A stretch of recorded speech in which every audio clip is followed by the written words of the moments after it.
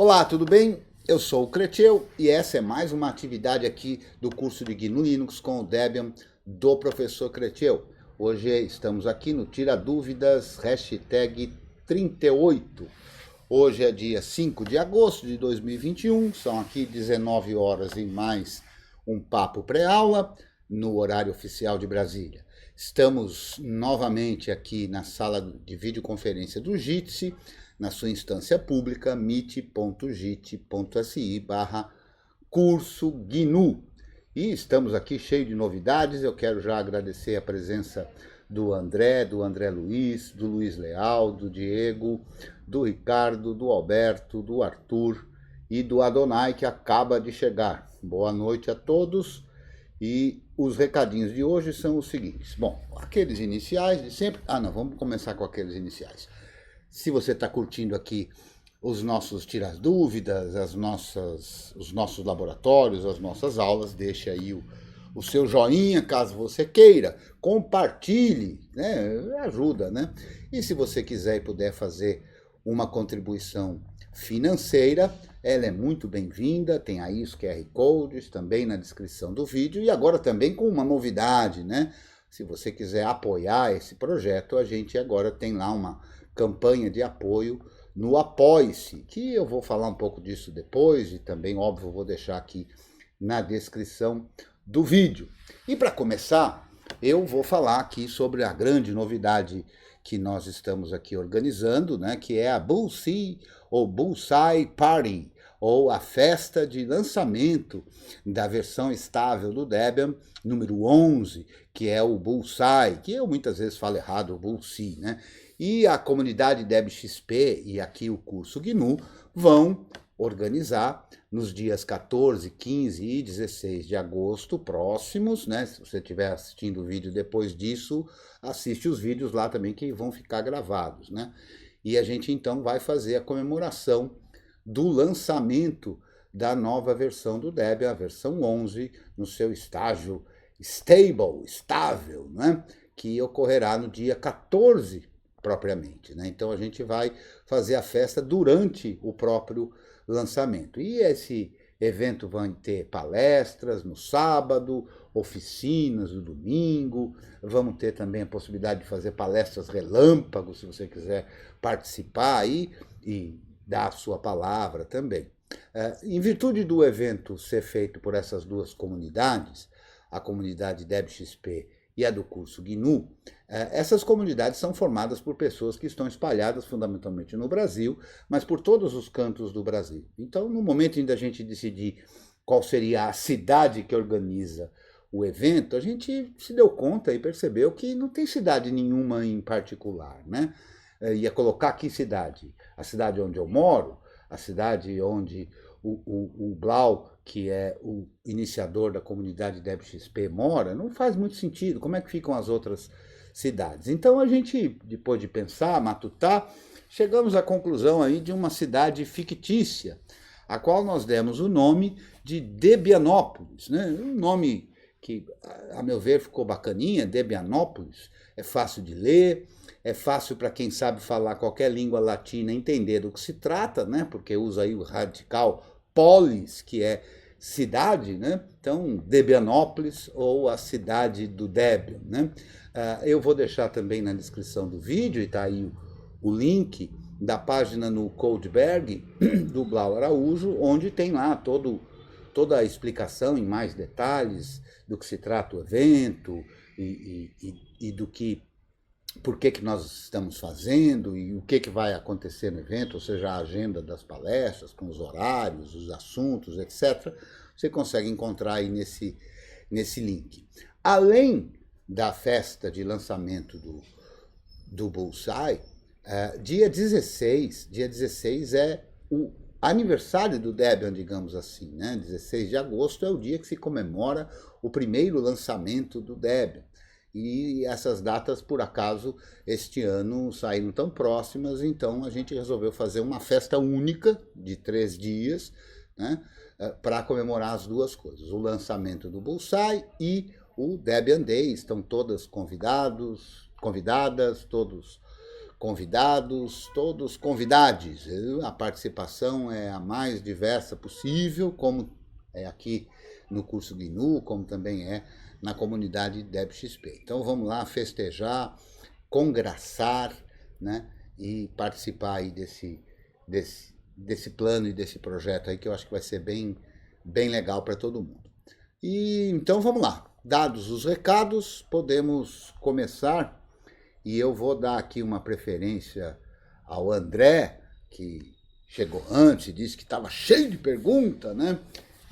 E o André é daqueles alunos que gosta de perguntar, né? O que é ótimo, uma delícia para o professor quando tem um aluno que gosta de perguntar, né? Então, quando tem um partícipe da comunidade do curso GNU que gosta de perguntar, é sensacional, né? E essa pergunta que eu estou falando, que eu gosto, não é necessariamente a pergunta que é feita a mim, mas a gente, antes de ter um professor, ou antes de precisar perguntar para um professor, é muito legal, aí como lição de vida, como jeito de viver, é a gente sempre se perguntar, né? Perguntar daquilo, sobre aquelas coisas em que a gente acredita, sempre se perguntar, né? Rever, né? Isso é o processo de reflexão do pensamento, né? Rever as nossas convicções, deixá-las sempre em aberto, né? Em construção, como nós, né? Seres humanos pensantes, estamos em construção, né? Então vamos lá. André, manda aí. Boa noite, professor. Boa noite. A minha pergunta é o seguinte: sobre o FIFO, né? O que ele é, né? Como ele funciona e a importância dele para o sistema. Então vamos lá. Essa é a minha pergunta. Beleza. Então a gente primeiro, né? Você tinha me adiantado um pouquinho da pergunta, né? E eu falei uma coisa para você e que eu acho que tem a ver, que é um assunto que eu acho que tem mais a ver com a proposta de ensino do Blau, da comunidade DebXP. Eu vou deixar aqui também o link na descrição do vídeo para você encontrar o material dele, do Shell GNU e tudo mais. Mas a gente pode falar que FIFO, F-I-F-O, né, é a sigla do inglês First In, First Out. Né? Então, quando você pergunta o que é FIFO, eu imagino que você esteja perguntando o que é FIFO, óbvio, numa aula de tira dúvidas do curso de GNU, naquilo que é relativo ao Shell, ao funcionamento do sistema operacional, né? Mas FIFO é tão somente um algoritmo, né? Então, eu justamente por conta de você ter falado isso um pouquinho antes, o que eu acabo de fazer aqui foi FIFO. Como você foi o primeiro que perguntou, eu estou respondendo em primeiro para você. Então, a ideia do algoritmo FIFO, qualquer que seja, para várias coisas possíveis, é esta: first in, first out, ou seja, aquele que entra primeiro é o que sai primeiro. Portanto, aquele que pergunta primeiro é o que tem a resposta primeiro, nesse caso singelo aqui, né? E isso é usado em diversos contextos diferentes. Por quê? Porque há circunstâncias em que é necessário ter algoritmos diferentes também. Nem sempre esta é a melhor solução. Nem sempre aquele que chega primeiro é o que deve sair primeiro.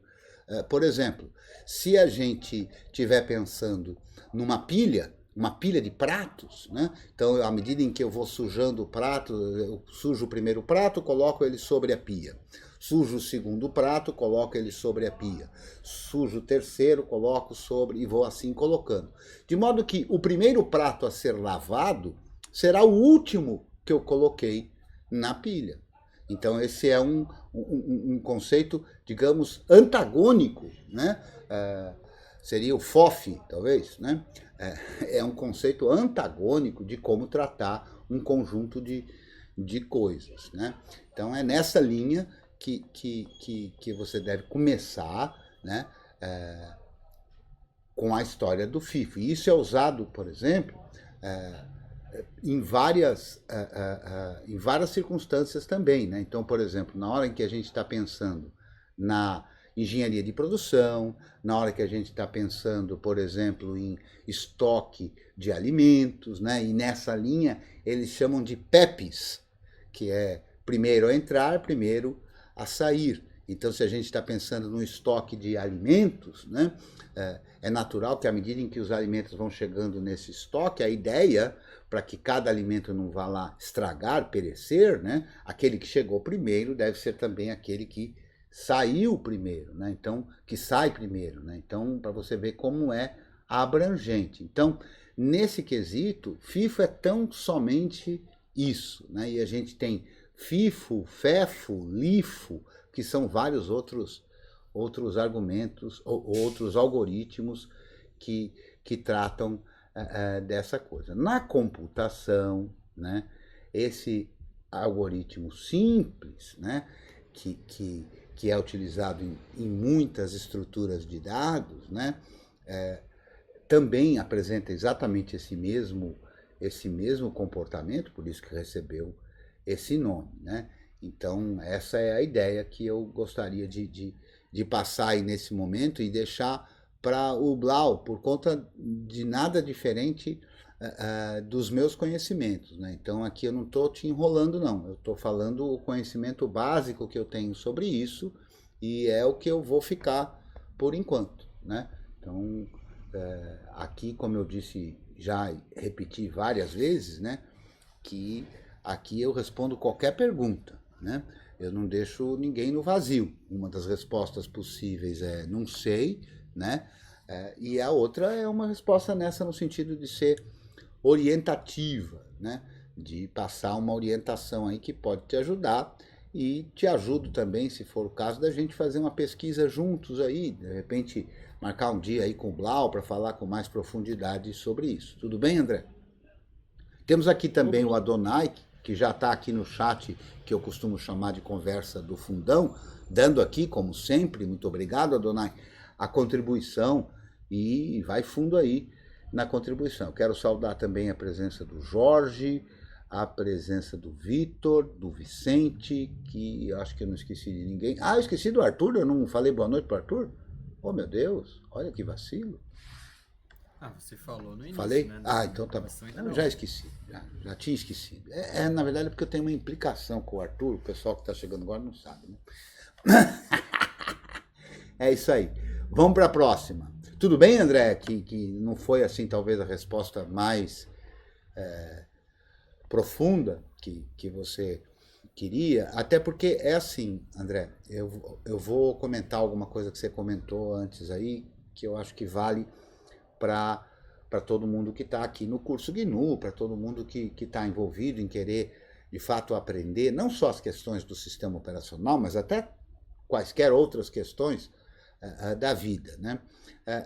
Que é o seguinte, cara, a gente tem, a meu ver, deve começar entendendo pelo todo, né? Pelo básico, pelo fundamento. E aí vai se aprofundando. Né? Não adianta a gente querer pegar um assunto pela primeira vez e já querer se aprofundar nele. Não vai dar certo. Né? O que vai fazer é que vai aparecer lá um monte de sopa de letrinha, como outro dia alguém disse, e vai ficar essa confusão toda. Né? Então, a gente sempre tem o que aprender. Né? Então, a gente vai, com o tempo, viu, André? Não se frustre, não. É assim, essa sensação de impostor, essa sensação de achar, poxa, mas eu ainda não sei tudo, né?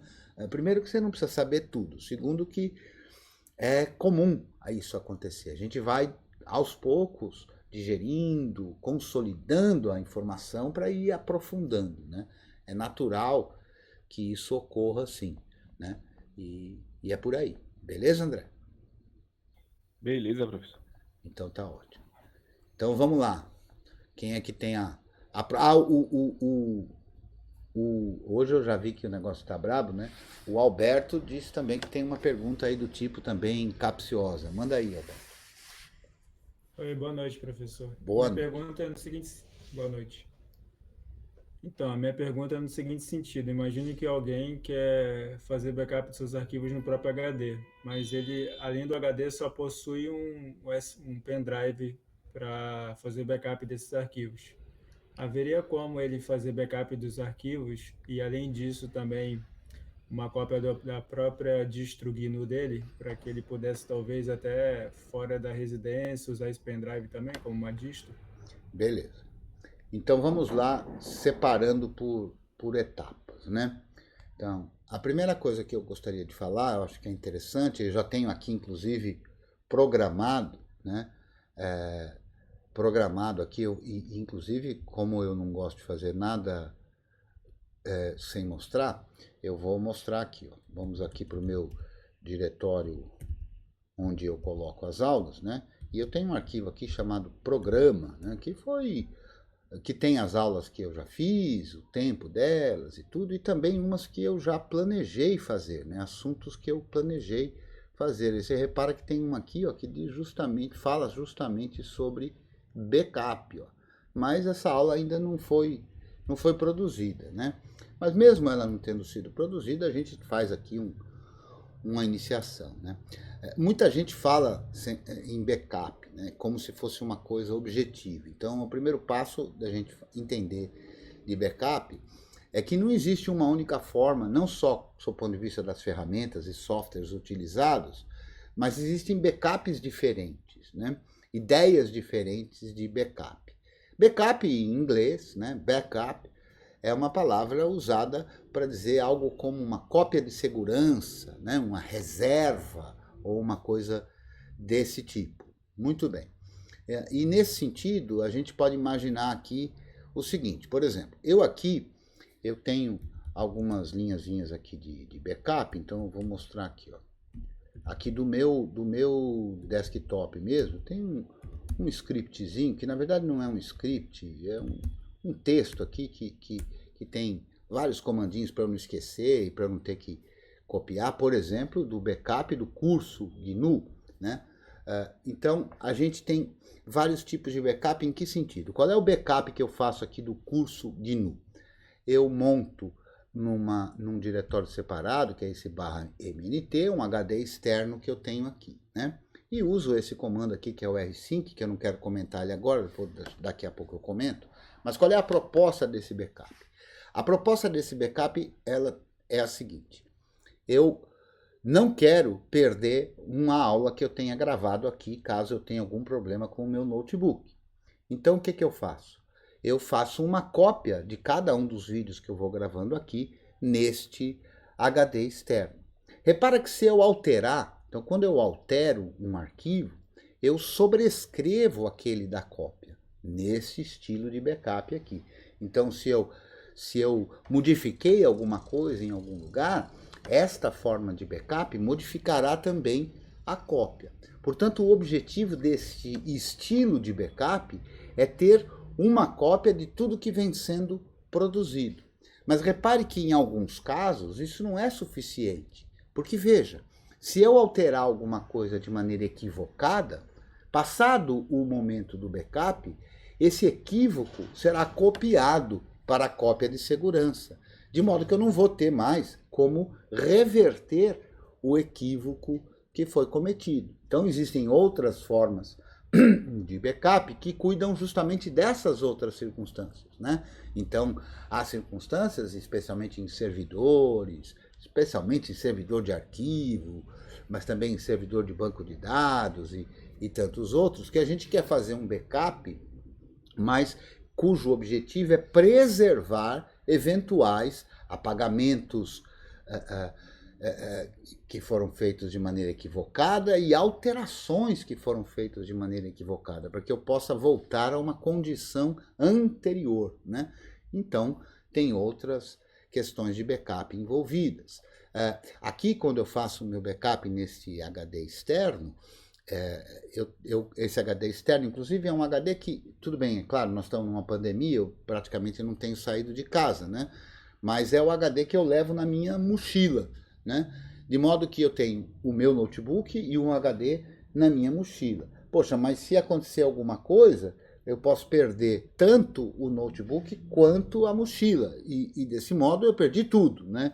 Então eu mantenho um outro HD externo, esse não sai de casa, fica em casa o tempo todo.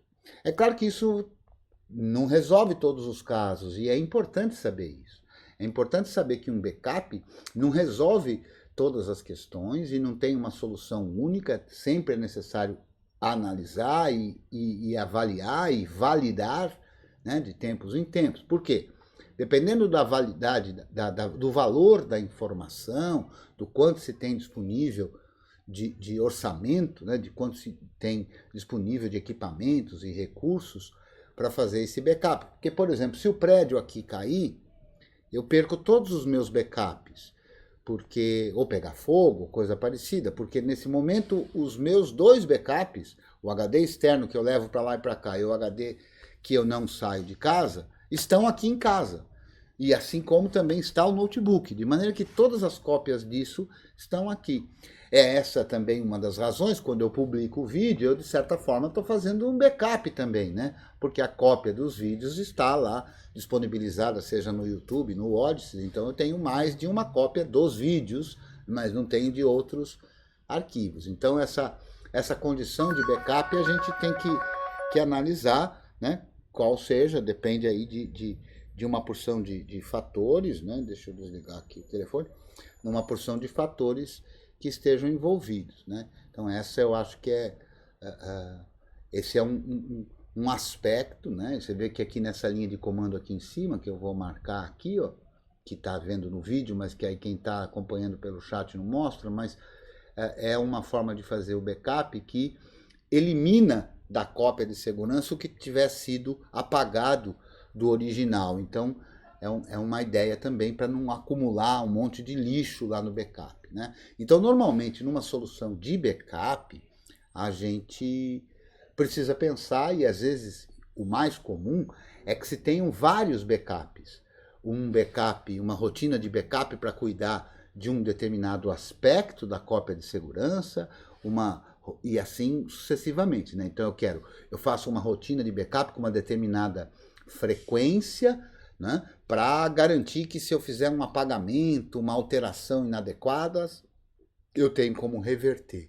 E isso vai ter um prazo definido, dependendo da atividade de cada um, de quanto em quanto tempo vai acontecer esse backup, por quanto tempo esse backup vai ser guardado, né? Porque backup é informação. É claro que hoje se faz muito backup, até porque o custo de armazenamento diminuiu bastante significativamente nos últimos anos, né?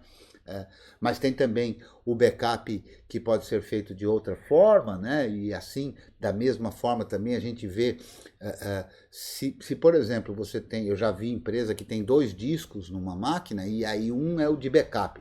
Isso é um tipo de backup muito suscetível a problemas, né? Então inundou o data center, vai a original e vai o backup, né?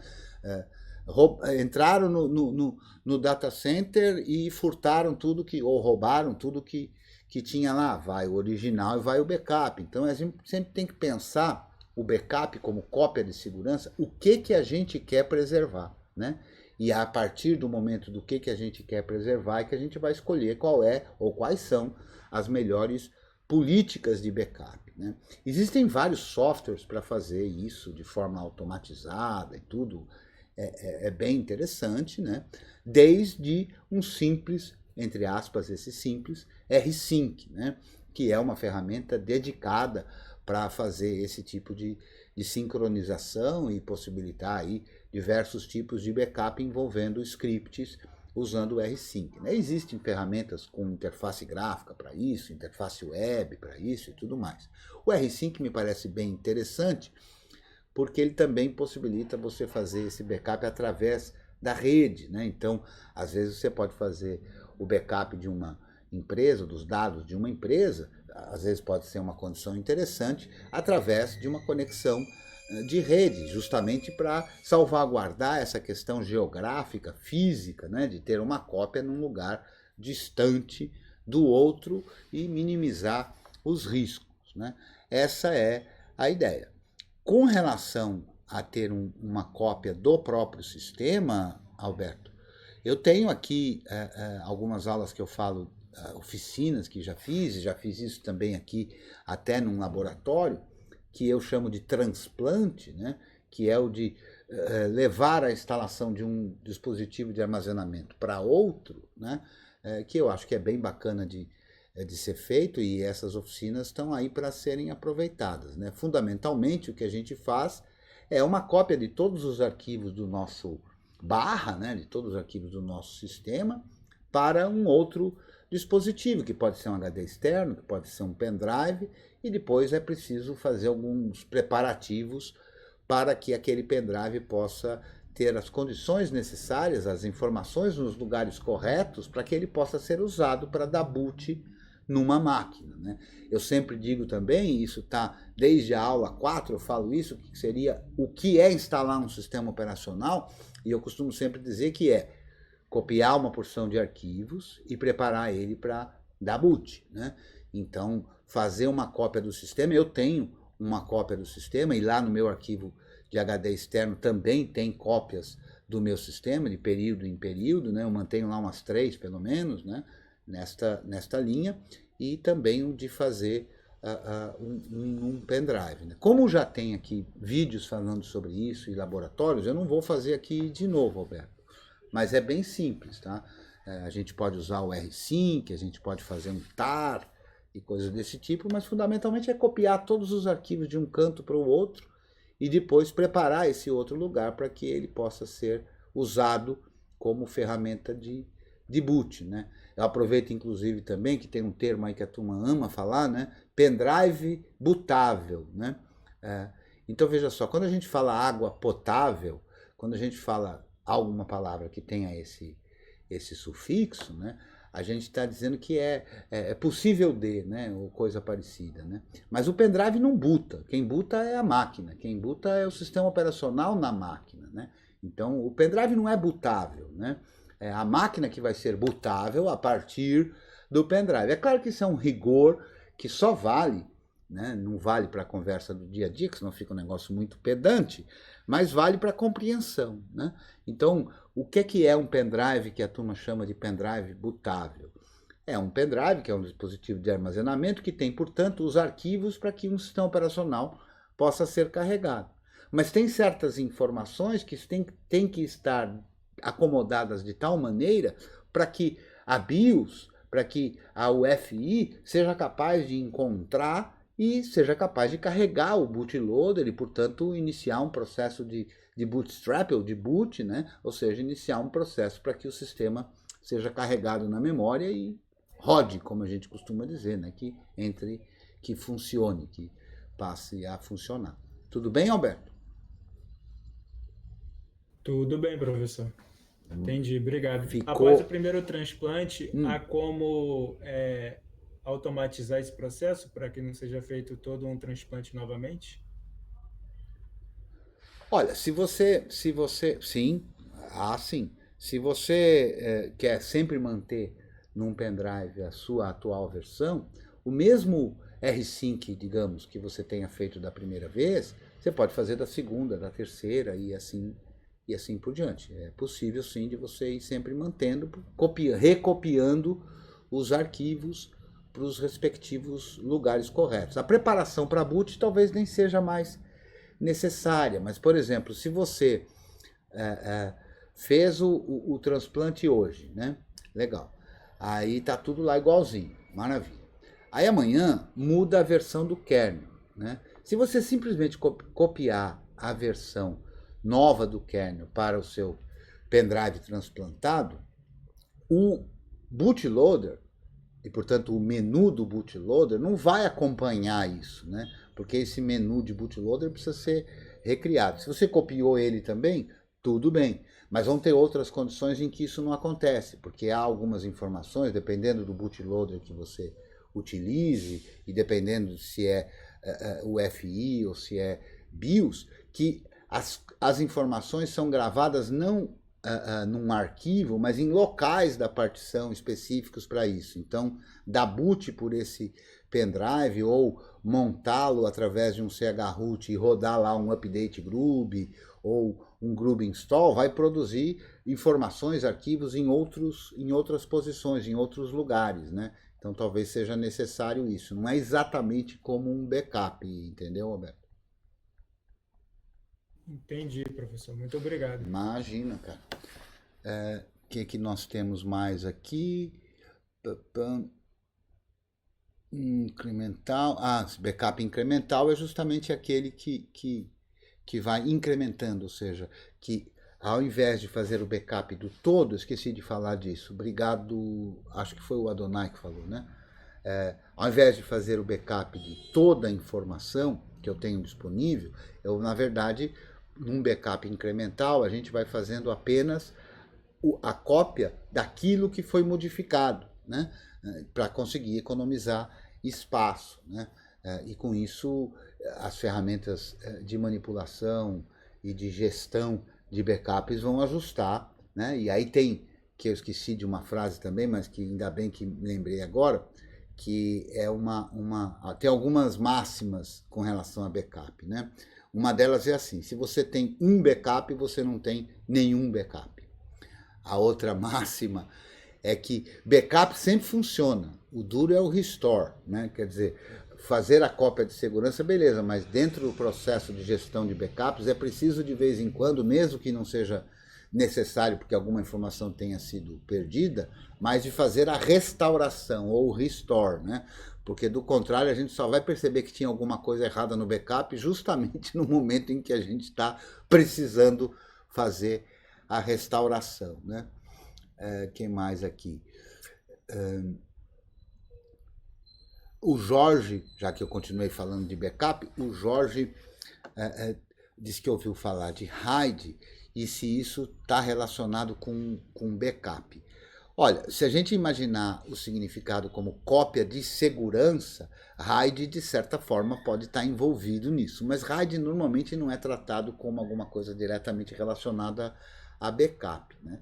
RAID é uma forma que pode visar a tentativa de garantir que a gente não perca informação. Então tem vários formatos diferentes de RAID, né? Também tem uma aula programada para falar de RAID, mas que também ainda não foi produzida, Jorge. Mas uma das formas mais simples de RAID, chamada espelhamento, né? Faz o quê? Eu posso ter, por exemplo, 2 discos e tudo que eu copio tanto num quanto no outro, né? Por isso que é chamado de espelhamento. De modo que se um deles pifar, eu tenho toda a informação ali, né? Então, esse é o chamado RAID 1, né? Que é o RAID de espelhamento, né? Então tem uma cópia, uma duplicidade de informação e que pode ser confundido com backup. Não é propriamente backup, porque a ideia do backup é justamente que a gente tenha isso em outro lugar, né? Então, mas de certa forma a gente pode dizer que está relacionado a não perder informações, né? Tem uma outra forma de RAID, portanto o RAID é um assunto um pouco diferente, ou mais abrangente, que imagine agora que eu tenha 2 discos, mas no lugar de eu ter as informações espelhadas, eu tenho as informações espalhadas, né? Então, quando eu tenho que gravar, ao invés de eu gravar num e depois gravar de novo no outro, não. Eu gravo um pouco num e um pouco no outro, de maneira que eu aproveito a velocidade de gravação dos 2 dispositivos. Então, o RAID 0, normalmente ele é usado justamente para isso, para você ter uma performance melhor na gravação, né? E aí existe uma série de combinações desses backups, né? Juntando essas 2 características, o backup que espalha e o backup que reproduz a mesma informação. Isso pode ser combinado e aí aparece o RAID 1 e 0 e tudo mais. E também existe a ideia de um backup, ou de um RAID, né, que espalha essas informações, mas com redundância, né? A forma mais simples de imaginar isso é a de se você tiver 3 discos, aí você grava a informação num, grava a informação no outro, e o terceiro disco ele serve como uma checagem daqueles outros 2. De modo que se eu perder o primeiro, eu consigo com o segundo e o terceiro recompor o primeiro. Se eu perder o segundo, eu consigo com o primeiro e o terceiro recompor o segundo. Se eu perco o terceiro, eu consigo recompor a partir do primeiro e do segundo. Então, esse tipo de forma de RAID também é muito utilizado e a combinação de todos eles também. Acho que como preâmbulo para a aula de RAID, tá bom, né? Vamos ver aqui, tem uma pergunta do Felipe. Hoje é comum usar as funcionalidades de replicação copy on write do OpenZFS para fazer esse tipo de backup. De fato, esses recursos estão ali disponíveis diretamente no sistema de arquivos, né? Assim como o de snapshot, né?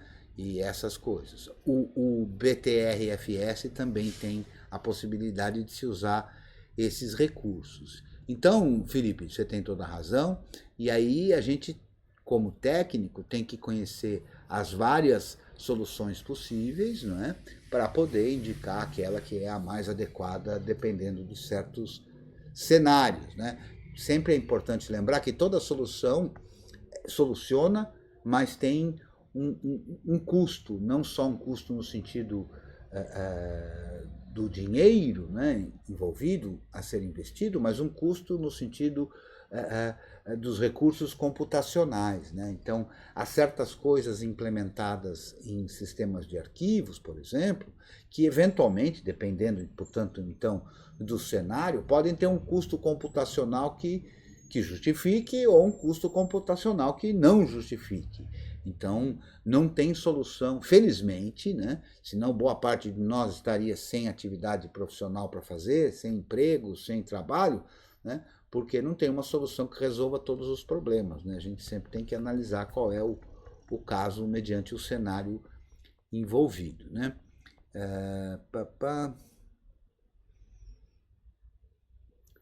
O Adonai comenta aqui que ele diz ter ouvido dizer que tem gente usando uma ferramenta chamada GNU Diff para fazer backup e o GNU PET para fazer o restauro do backup. Em alguns casos também é possível fazer isso, né? E aí ele está com uma dúvida aqui de como é que são essas questões com relação a arquivos binários, né? Eu não sei responder isso não, Adonai. Essa é daquelas perguntas que eu vou responder com aquela possibilidade de resposta que é não sei, né? Embora não tenha sido uma pergunta, não tem ponto de interrogação ali, mas é um comentário para que a gente possa refletir, estudar, ir atrás, né? É nessa linha, né? O Diego pergunta se o TAR e o CPIO têm aplicações diferentes. Diferentes do que você está falando, Diego? Porque você está com voz, pode falar aí, senão eu respondo aqui mesmo. Diga lá, Diego. Não, tranquilo. Eu sei que são comandos para agrupamento de arquivos, né? Uhum. Tanto o TAR quanto o CPIO. Eu particularmente quase nunca uso, assim, nunca precisei usar, então não tenho essa habilidade de saber se tem... Se eu uso o TAR para alguma coisa, o CPIO para outra, ou qual é a diferença entre eles? Enfim, isso que eu não entendo. Cada um tem as suas características, né? E eu vou fazer aí, você me perdoe, Diego, eu sempre pego você para santo, né? Mas eu vou fazer aí alguns ajustes, né? Então, assim, CPIO e TAR não são comandos, CPIO e TAR são programas. E a gente pode montar uma linha de comandos que envolva o CPIO ou o TAR, né? Só para não deixar passar em branco, né? Você disse que não usa CPIO? Conversa, velho. Você usa CPIO todo dia. Quer ver? Vou te mostrar aqui como você usa CPIO, ó. Olha só, deixa eu me tornar aqui... deixa eu fazer isso remoto aqui. Vou acessar aqui o meu servidor remoto Clovis, né? E vamos lá no diretório /boot. E no diretório /boot a gente tem um sujeito ali chamado initrd, né? E esse sujeito chamado initrd, nós vamos rodar aqui o programa file, fazendo uma linha de comando em que a gente usa o nome do programa e um arquivo para que ele observe os headers desse arquivo para descobrir o que ele é. E esse arquivo aqui está dizendo que é um gzip, compress data e tudo mais, né? Então, um arquivo que foi compactado pelo algoritmo gzip de compressão. E eu vou descomprimi-lo. Primeiro eu vou fazer uma cópia dele, initrd, vou fazer uma cópia dele, passando... Eu vou mudar aqui, vou chamar só de init.gz, só para ficar mais fácil de entender, e eu vou descompactá-lo. Então eu vou rodar gunzip e vou passar o nome do arquivo, de modo que agora ele foi descompactado, e a gente pode olhar aí, ó, que a gente tem o init, que tem agora 30 mega, que partiu do init-rd 5.10.8, que tinha 12 mega. Então, de fato, compactou bastante. E agora eu vou rodar o programa file de novo, através dessa linha de comando, para a gente ver o que é. E a gente vê aqui, ó, que o init é um arquivo cpil. Então, olha só que interessante. Quando a gente roda update init runfs, que é rodado toda vez que a gente instala uma nova versão de kernel, que a gente muda alguma das ferramentas que precisam estar nesse disco virtual inicial, o próprio programa instalador, o apt, o script, que no caso do Debian é um script que instala um pacote, vai fazer com que isso seja executado, que é o update init runfs. Então toda vez que eu vou rodar aqui, ó, update init runfs, -u de atualização, -k de kernel, all, para todas as versões de kernel. Então essa linha aqui, a gente com certeza quando está fazendo atualizações de vários programas, a gente já viu. Então foi recriado nesse momento, conforme a gente pode ver aqui, ó, no dia 5 de agosto, que também conhecido como hoje, às 20h23, também conhecido como agora, foi recriado o arquivo. Então repara que ao fazer tudo isso, esses scripts que são executados, criam esse disco virtual neste formato, cpil. Depois ele é compactado no gzip, né, com o gzip. Então, só para a gente ver que a gente usa cpil a todo momento. Então, a ideia de perceber que tem várias formas diferentes de fazer a coisa demonstra justamente que cada uma delas tem algumas características, né? Então, algumas são escolhidas para uma finalidade, outras são escolhidas por outra finalidade, para outra finalidade, além de aspectos históricos e de aspectos também subjetivos, né? Porque, eventualmente, você pode preferir uma à outra por razões diversas, né? Quando a gente faz escolhas tecnológicas, é por isso que fica claro que escolha tecnológica é política. Escolha tecnológica é uma atitude que envolve a subjetividade, né? Seja ela de valores, seja ela de interesses, né? Então, quando a gente faz escolhas políticas, certamente, né? Então, a gente vai usar as várias circunstâncias. Eu não conheço o cpil na sua profundidade, né? E, portanto, não uso para, por exemplo, fazer um transplante, né? Eu prefiro usar o tar. Para mim, ele é mais, digamos, transparente, não sei. Eu simplesmente estou mais habituado, né? Então, eu uso o tar em muitas circunstâncias. E o tar, aí também para corrigir eventuais, fazer certos ajustes com o que o pessoal fala, eu vou compactar. Não, o tar não compacta, o tar empacota. Quer dizer, ele coloca os arquivos um na sequência do outro, mas todos eles exatamente como estão. Isso é o papel do tar.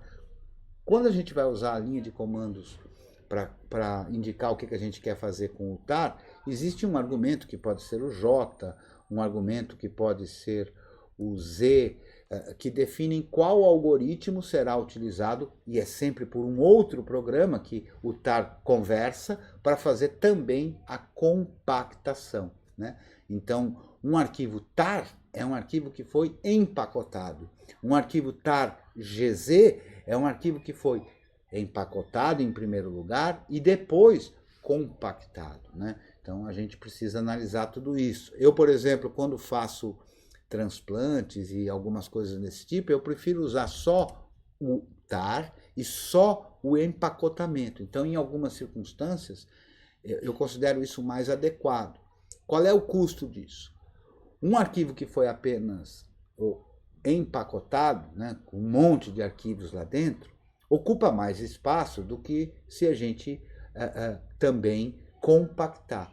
Mas, ao mesmo tempo, se você tiver um disco e esse disco der problema e lá você tiver um arquivo tar sem compactação, você consegue recuperar coisas que estão dentro desse arquivo tar. Agora, se você usa a compactação, se você perde um pouco disso, o algoritmo não vai conseguir descompactar isso adequadamente. Então, você pode perder informações. Então, de novo, vale você pôr na balança o que é melhor. Um certo risco de perder parte daquilo que está sendo armazenado ou uma economia de espaço e, ao mesmo tempo, um custo computacional, porque colocar um arquivo em cima na sequência do outro apenas tem o custo de I/O, né? De ler e gravar, ler e gravar, ler e gravar, ler e gravar. Quando a gente pensa em compactar, a gente tem o algoritmo de compactação e, portanto, a gente tem um custo computacional para isso. Seja quando a gente compacta, seja quando a gente descompacta, né? Então, essa é a ideia que eu acho que a gente precisa contrapor aí. Tudo bem, Diego? Tudo bem, professor, só finalizando referente a esse assunto, esse empacotamento, tanto utilizando o programa TAR quanto o CPIL, algum deles traz um benefício melhor ou simplesmente eles empacotam e era isso?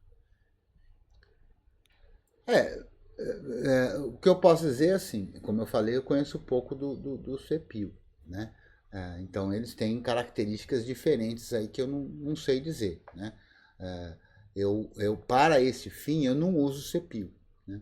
Eu só uso TAR. TAR é muito antigo também, inclusive o Adonai comenta aqui que TAR vem de Tape Archiver, né? Porque o TAR é do tempo em que isso era esses backups, né? Essas coisas eram feitas em fitas magnéticas, né?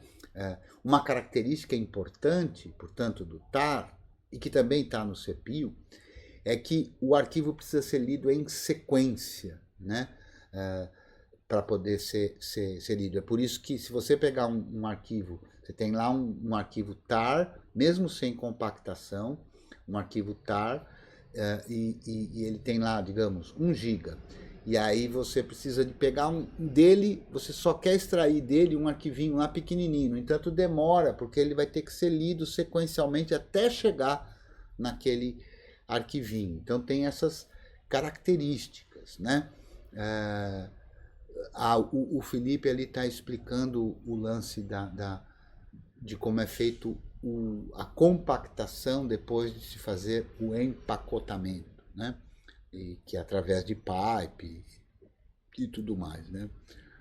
Justamente foi por isso a pergunta, né? Se de repente, no caso do TAR, ele vai enfileirar os arquivos, aí tu precisa pegar o penúltimo arquivo lá, ele vai ler todos para pegar o último.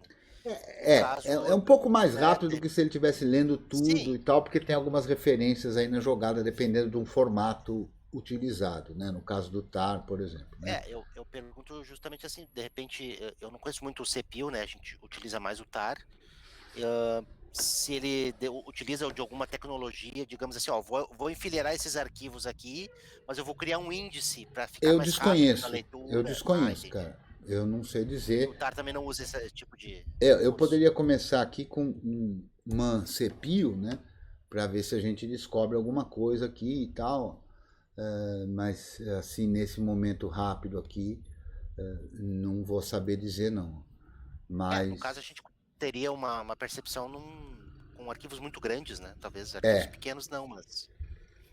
o que é muito claro para mim, na minha experiência de fazer backups e tudo mais, o aspecto da compactação eu deixo para circunstâncias muito específicas, né? Em virtude de, na compactação, aí sim eu preciso ler todo o processo para descompactar, pelo menos na boa parte dos algoritmos, pode ser que tenha algoritmos diferentes e tudo. Fica à vontade, Felipe, pode falar aí, pode dar sua contribuição. Bem-vindo. Só que primeiro a gente precisa arrumar seu microfone aí que está meio encrespado. Só estamos ouvindo, eu pelo menos só estou ouvindo ruídos por enquanto.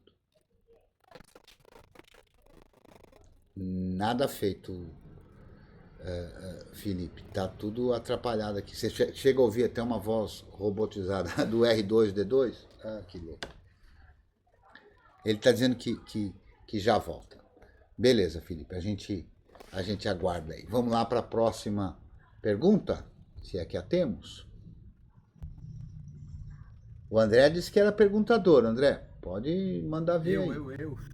Ah, o Arthur. Se não Opa, tiver- desculpa, Se não Arthur. tiver, eu tenho. Manda aí, Arthur. Eu Até tenho uma pulou da ideia. cadeira. Como é que é? Até pulou da cadeira. Oh, é verdade. Manda aí. Então, eu tava aqui um tempo atrás aí, até com você mesmo, disse que eu tinha dado um jeito aqui pra mutar o meu microfone no i3 e tal. E às vezes eu tô fazendo alguma coisa e eu quero ser avisado de que o microfone ou foi ativado ou foi desativado. Aí eu fui lá e fiz uma configuração ali no i3 e tal, para que fosse enviada uma notificação a cada vez que eu mexesse na configuração do microfone. Certo. Enfim, e daí eu descobri que existe um servidor de notificações, Uhum. algo assim. Dance, por E exemplo. por algum motivo que eu ainda não descobri, Isso, exatamente. Por algum motivo que eu ainda não descobri, acredito que seja uma coisa simples, mas eu ainda não descobri. Ele não está ativo, não está funcionando, não descobri ainda por quê. Mas você poderia explicar um pouco sobre o que é ele, o que ele faz, enfim? Posso. A turma realmente hoje veio para me botar a faca no pescoço mesmo. Né? Ó, vamos ver. Ó. Se eu olhar aqui, ó, não vai dar para eu ver aqui, mas aqui não, aqui é capaz até de estar rodando. Deixa eu ver aqui, ó, pipe, grep. Ah, um detalhe interessante é que eu também tenho o XFCE4 Notify D. Eu não tinha, eu instalei ele para testar, para ver se É funcionaria. um software cuja finalidade é a mesma. Cara. Exatamente. Então, E aí, lá quando eu abri, ele abria a janela do GTK certinho e ok. Apareceu uma mensagem me avisando: o servidor de notificações não está ativo, notificações não serão exibidas. Eu pensei, bom, tem alguma coisa errada, né? Claro. Então, olha só. Uma colocação aí. Então, vamos primeiro falar um pouquinho do que é isso. Né? Deixa eu procurar aqui nessa máquina virtual aqui. Ó. É comum ter um tal de um servidor de notificações, ou seja, é um programa. Por que chama um servidor? Servidor é todo programa que está em execução e aguarda algum tipo de comunicação para tomar algum tipo de ação, de atitude, né? Diferente de um programa como o que a gente estava aqui. Ó. TAR não é um servidor, é um programa que não está em execução, a não ser que a gente vá lá e diga que ele seja executado naquele momento. Um servidor não, o servidor fica executando e esperando alguma coisa. Né? Então, em ambientes de desktop, é comum que se tenha, em muitos casos tem, um servidor de notificação. Então, um programa que roda e que fica aguardando mensagens que vêm via rede ou via dbus, que é uma forma também de comunicação de rede aí, mas que vamos deixar os detalhes para depois, mas aguardando essa comunicação, então os programas enviam essa comunicação e o servidor de notificação dá conta de mostrar isso na tela gráfica. Nada mais do que uma janela, mas com essas e aquelas características já definidas e tudo mais, como é que a janela vai se comportar, onde ela vai aparecer, por quanto tempo ela vai aparecer, o que o usuário pode interagir com ela ou não, e tantas outras configurações possíveis. Então é muito comum nos ambientes de desktop ter um servidor de notificação. Então o XFCE tem um deles, o MAT tem outro deles e tudo mais. No i3, a galera costuma usar, ou muita gente usa, vamos dar uma olhada aqui, ó, um cara chamado Dunst. Vamos lá, apt show Dunst, ó, daemon de notificação no estilo de menu. Então o Dunst tem características específicas, mas é um servidor de notificação. Daemon aí tem significado sinônimo ao que a gente chama de servidor, né? Então, um servidor de notificação. Eu aqui na minha máquina não uso, eu não suporto notificações. Então eu não uso, eu não tenho nenhum. Né? Se você tem e quer ter algum, ótimo. Então o que é comum no desktop environment? O desktop environment, ou ambiente de desktop, já traz isso, digamos assim, num pacotão. Né?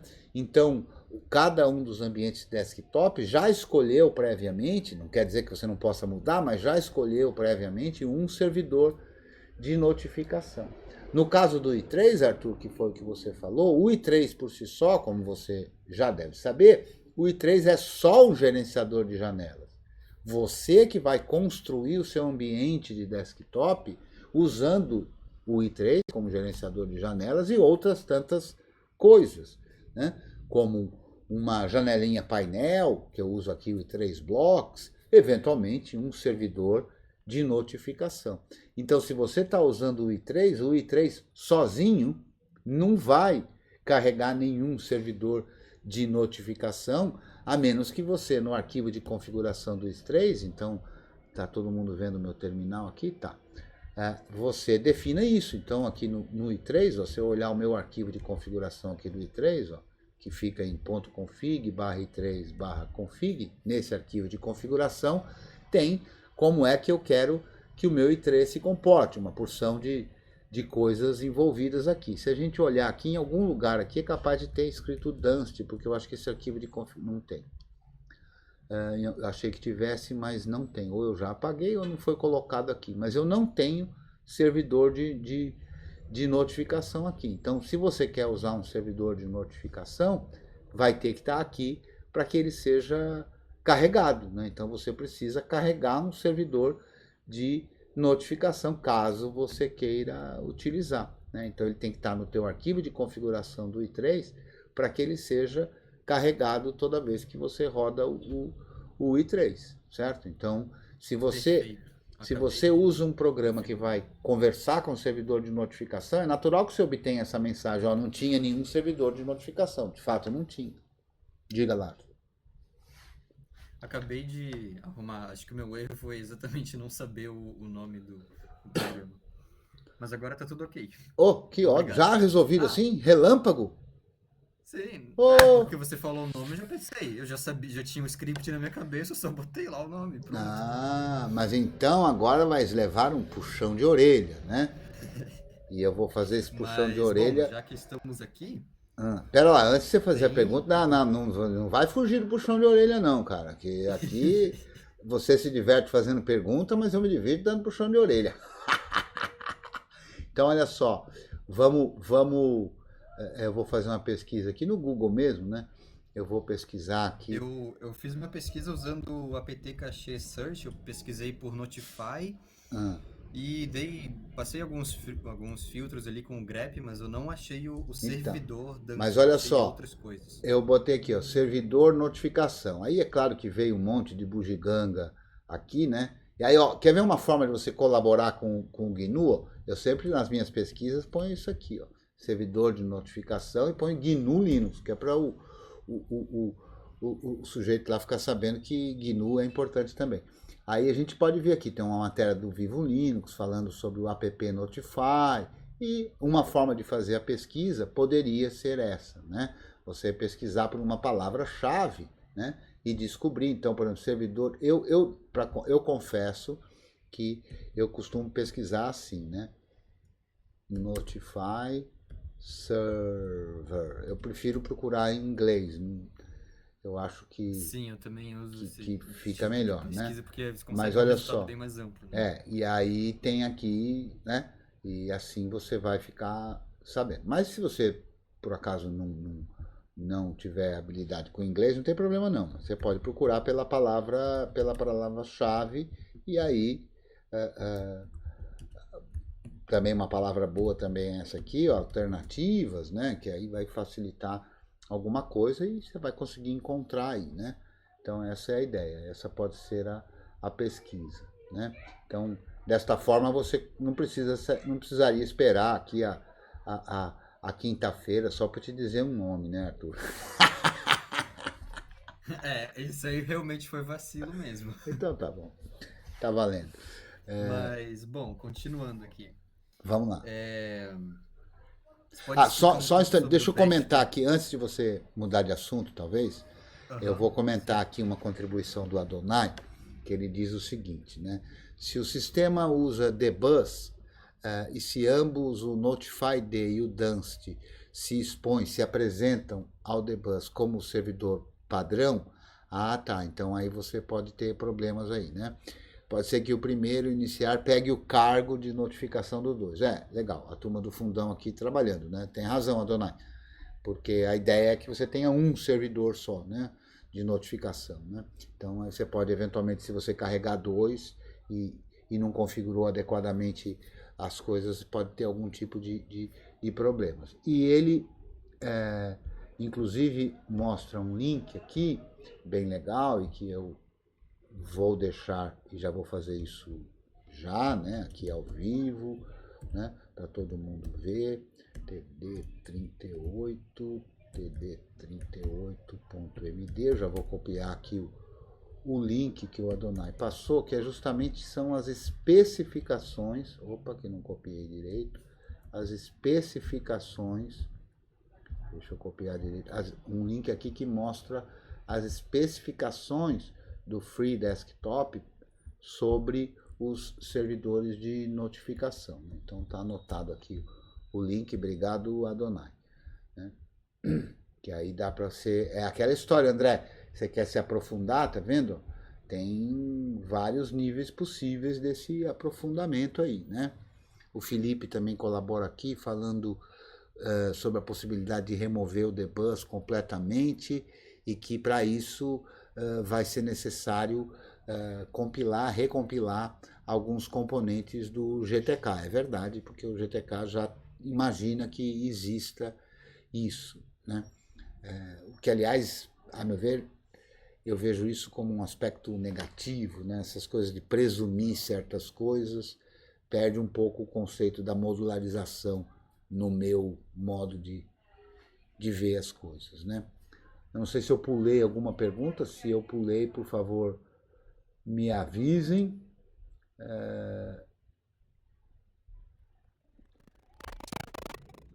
O Felipe está querendo falar, mas hoje o microfone do Felipe não está colaborando não, Felipe.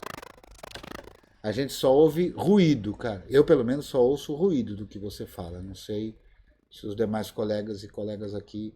Só ruído também, diz o Adonai. Tá parecendo sons do espaço, cara. Exatamente, né? Então manda lá, Arthur. Qual é o próximo?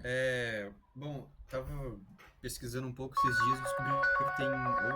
não sei exatamente, por isso que eu vim aqui perguntar. Você pode explicar um pouco sobre o Wayland? Tem o X, o servidor gráfico X, e o Wayland. Uhum. Como eu disse, hoje a galera veio realmente só com perguntas capciosas. Né? O Wayland, cara, é um equivalente do Xorg, né? Então, um servidor gráfico. Né? O servidor gráfico a gente pode traduzir assim de forma bem simplificada como aquele programa que troca informações com o teclado, com o mouse e com a placa de vídeo. Né? Então, possibilitando que outros programas consigam enviar algum tipo de imagem para a placa de vídeo. Né? Então, o servidor, fundamentalmente, tem essa ideia. Né? Então, o servidor gráfico X, que é uma coisa já de muitos anos, inclusive, que vem sendo modificado, evoluído e tudo mais, desde lá do início das coisas, do início dos Unixes, né? Como o servidor que é responsável. Então, a ideia da modularização é essa. Né? Em vez de cada programa ser capaz de mandar uma informação para a placa de vídeo, eu tenho um programa que centraliza isso. Esse é o servidor gráfico. Né? Então, o Xorg, o servidor gráfico que foi derivado de um outro que chamava Xfree, né? E que então faz esse papel na maior parte das distribuições, vem fazendo já uma porção de anos. Né? Mais recentemente, já não tão recente assim, mas mais recentemente, né? Coisa de velho, né? Sabe que recente depende muito da idade. Né? Eu lido muito com jovens, né? Então é engraçado assim, às vezes um jovem lá de 19, 20 anos, o cara fala, nossa, isso faz um século, cara. Quanto tempo faz? Faz 2 anos, cara. Então, você percebe que o sujeito é jovem, afinal de contas faz 10% da idade dele, né? 10% da minha idade já são quase, né, mais de 5 anos aí. Então, essa questão do tempo é relativa, né? Mas, enfim, o fato é que, há algum tempo atrás, surgiu uma proposta, né, em um projeto diferente, chamado Wayland, de substituir o servidor gráfico com características diferentes, digamos assim, com aspectos que procuraram melhorar certos inconvenientes, certas falhas intrínsecas ao Shorg e tudo mais, e é um projeto que está aí em desenvolvimento e tudo mais, já tem algumas distribuições usando, né? O ambiente de desktop Gnome, inclusive o que está no Debian, já por padrão usa o Wayland, né? Mas nem todas as aplicações já foram preparadas para funcionar sob o Wayland, né? Então tem algumas que eventualmente não funcionarão, né? Tem algumas distribuições, como se não me engano o Fedora já tem o Gnome como padrão e com o Wayland, né? Embora o Gnome possa funcionar no Shorg, então a ideia é essa, né? Eu tenho um certo, digamos assim, eu torço um pouco o nariz para esse modelo que o Wayland também representa, que, a meu ver, é muito parecido com o modelo do systemd e tudo mais, que é um modelo meio guloso, né? de pegar coisas que são de outros originariamente, né? E acabar tratando as coisas meio que além do que era no passado, né? Isso tem um certo nariz torcido com relação a isso, né? Enfim, mas é por aí que é o Wayland, cara. O Wayland é um substituto, um servidor gráfico aí. É que também há certos outros comportamentos diferentes que ele também pode ter e tudo mais, então as definições, né? Na tecnologia isso acontece muito, né? As definições vão tendo que se adaptar, porque as ferramentas às vezes incorporam coisas que estão em mais de uma definição, ou o contrário, né? Então, mas eu acho que em linhas gerais é isso aí, né? Perfeito. Perfeito? Bom, alguém tem mais alguma pergunta? Porque eu vou continuar. Faz tempo que o Arthur não aparece aqui para participar. Manda ver, cara. Se o pessoal tá em silêncio, se alguém quiser... Opa, é o Felipe que está tentando falar? Deve ser. Felipe, sem chance, cara. O teu áudio então não... escreve a pergunta, Felipe, que aí sai por escrito. Ele está escrevendo ali. Eu acho que ele, na verdade, está querendo fazer uma colaboração em algum tema aí. Mas não está dando mesmo para ouvir seu microfone, seu áudio hoje, que o microfone hoje está com algum problema aí, cara. Mas manda lá, pode mandar, Arthur, ou quem desejar. Tem um pessoal aqui que vem... se manifestou, então. Tem um pessoal aqui, nenhum problema, tá? Mas tem um pessoal aqui que o Vicente, o Jorge e tudo, que ficam assim, só observando, caladinhos e tudo. O Carlos Torres. Só ouvindo e aprendendo. Ah, maravilha, Vicente. Fique à vontade. Então manda aí. Fez todo o trampo aí para arrumar o microfone e manda. Não, uma curiosidade que eu tenho, inclusive eu perguntei até o Creteu hoje no grupo lá do DebXP do Telegram, com relação à plaquinha do Wi-Fi, porque o meu notebook aqui deu problema no teclado, eu vou ter que trocar ele. Aí eu levei para assistência técnica. Uhum. Só que ele me pediu o slot, né? E eu mandei o e-mail pro pessoal lá e eles não me responderam ainda. Você quer saber o Vicente, você quer saber o... A plaquinha do Wi-Fi, a plaquinha de rede do Wi-Fi, que a do meu é software proprietário, né? Toda vez que eu instalo o Libre, certo. aí ele capa. Entendi. Então, às vezes eu preciso levar o notebook lá para o hospital onde trabalho, e eu preciso do Wi-Fi, porque não tem cabo, né? Uhum. Aí, infelizmente, eu tenho que estar usando um firmware não livre aí, né? E aí eu tô querendo aproveitar que vou trocar o teclado e a ver se dava para trocar a plaquinha do Wi-Fi. Sim, né? dá sim, cara. Então, a primeira coisa a você fazer é olhar lá nas especificações do seu notebook, né? E você pode, através do modelo dele, né? Uma das formas... uma das formas, por exemplo, ô Vicente, acho que está vazando um áudio. Quando você for falar, você abre o microfone. Beleza, obrigado. Então, você pode rodar. É o Neto que resolveu entrar no quarto agora. Ah, sem problema, cara. Então, faz parte. Isso é uma condição, ainda mais uma criança, né? É uma condição que faz parte aqui do nosso novo estilo, né? De aula, né? Já não tão novo, né? Mas novo estilo de aula e tudo mais. Isso acho que está tudo em ordem. Então, olha só. Como a toda poderosa rotinha, tá vendo? Eu fui digitar su menos, ó, aí ele reclamou aqui do nome do usuário, porque aqui você sabe que eu sou preguiçoso e su aqui para mim é su menos, né?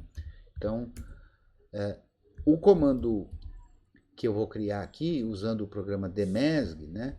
Então eu vou fazer demesg pipe less, dmi decode, ó o vacilo, dmi decode pipe less. Esse DMI decode mostra informações do seu hardware. Então aqui, por exemplo, a gente vê que o meu equipamento é um UX31E. Que é o nome da BIOS dele, e o nome do equipamento mesmo está mais aqui, ó, Asus Tech, é um equipamento da Asus, e o nome do modelo dele é esse UX31E, né?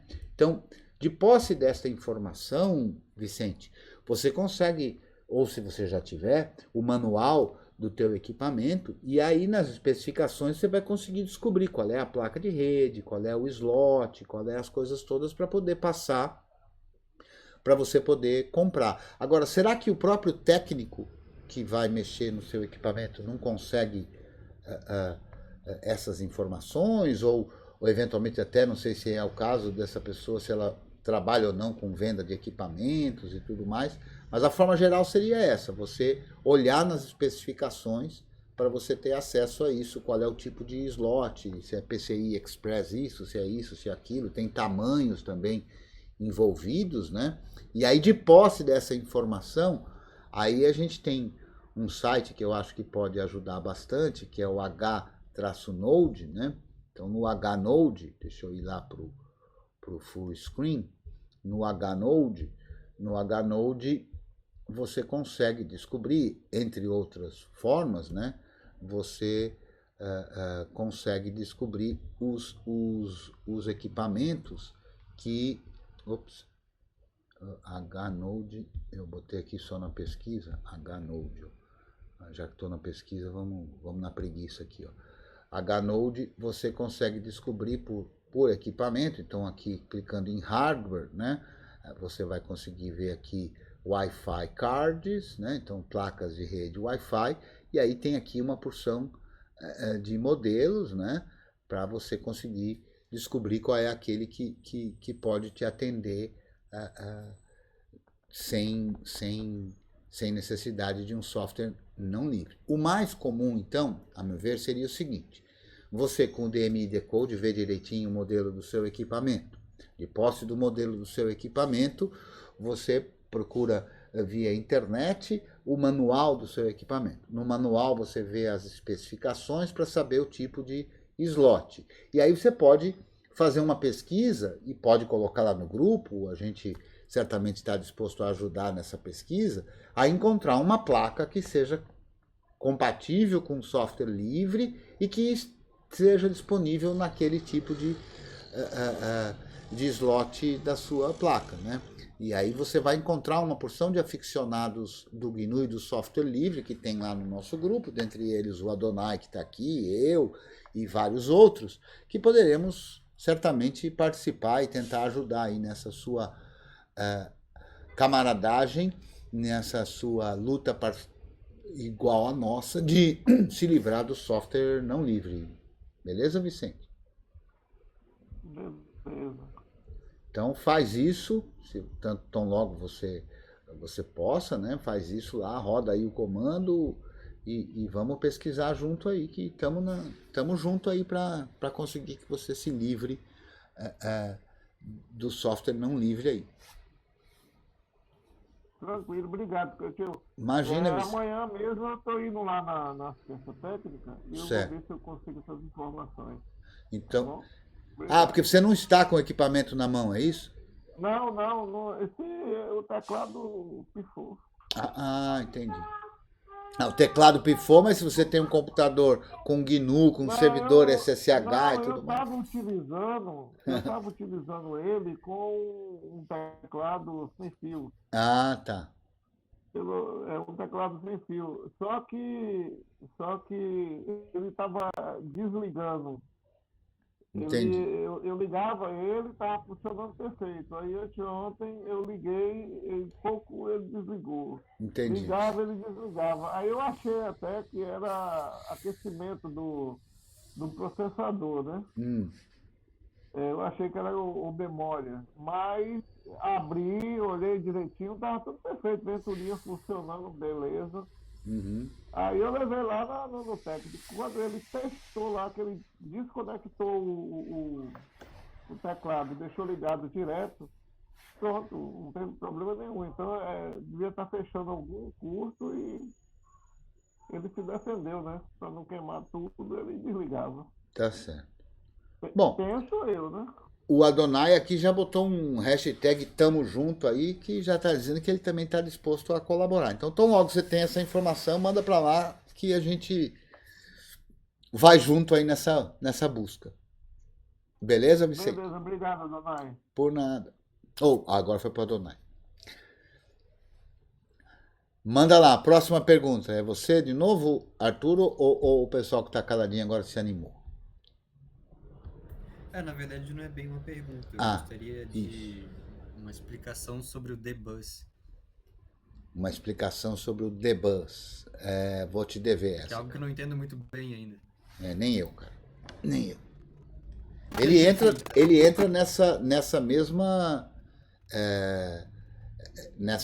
jogada aí das notificações, do barramento. D-Bus acho que vem disso mesmo. Daemon e Bus, né? Bus é barramento, né? Então vem nessa linha aí. O Luiz gostaria de falar? Não precisa pedir não, Luiz. Pode falar. Felipe, sem chance hoje, teu áudio aí não se resolveu ainda. Eu tenho uma pergunta. Imagina que eu peguei um HD qualquer e eu não sei quão está a saúde do HD. Como é que eu faria para verificar a saúde do HD e saber quando é a hora de trocar? Entendi. Antes dele pifar, por exemplo. Beleza. Então, só para completar, Arthur, vamos ter que fazer uma pesquisa um pouco melhor aqui. Eu imagino que o Felipe, inclusive, deva estar assim frustrado, porque eu acho que ele teria bastante coisa para colaborar. Ele já falou aqui que o D-Bus é uma implementação de IPC. IPC é a forma de fazer intercomunicação entre processos, né? Então, é nessa linha aí. Né? Então, a gente vai aguardar aí uma outra oportunidade que o Felipe possa nos ajudar aí nesse papel aí, né? Que infelizmente não rolou hoje. Mas é assim, eu tenho poucos conhecimentos também sobre D-Bus, viu, Arthur? Então, é nessa linha aí. Então, vamos lá. Agora eu vou para o Luiz. Luiz, a ferramenta que a gente usa normalmente, em boa parte dos casos, tem a ver com o Smart Tools, né? Que tem aí o programa chamado Smart CTL, né? Smart CTL, se eu olhar aqui, DPKG-S, WIT Smart CTL, eu vou ver que ele está num pacote que chama Smart Mon Tools, né? E o que esse cara faz? Então, olha só, Smart CTL -A/dev SDA, meu disco. Então aqui, deixa eu dar um pipeless aqui para a gente ver.